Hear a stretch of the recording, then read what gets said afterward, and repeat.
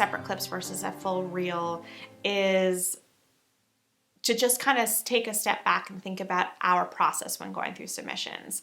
There is so much content out there these days. And as you know, we get very little time to cast these projects, and there's just an incredibly quick turnaround that's expected on us. So when you think about the amount of submissions that come in, thousands of submissions per role, sometimes there's 20 roles per episode, and we have to have a very quick turnaround. We have to be incredibly efficient with our time. And what that means is kind of thinking about our process a little bit more intricately. So if I'm going through submissions, I see an actor who physically looks in the realm of what we're looking for, the next thing I'm going to look at is their footage.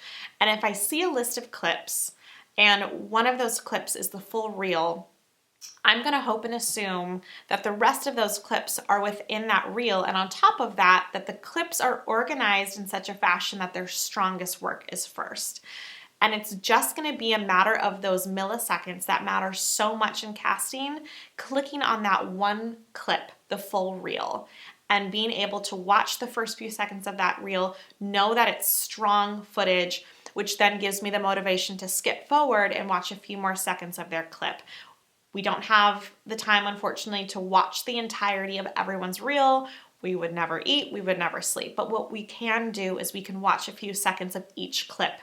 And in order to kind of have that casting director, in order to give the motivation for that casting director to keep moving forward, that's why your strongest work should be first.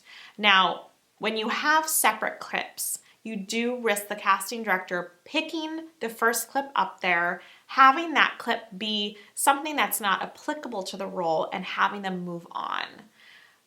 That is why I recommend always having a full reel up there as an option, so that as long as they can see strong footage in the front, they are more likely going to skip forward and watch more footage from your reel.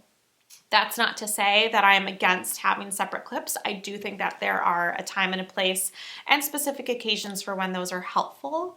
But I do think it's incredibly important to give all offices the option of a full reel and to only separate those reels for drama, comedy, and other genre-specific reels.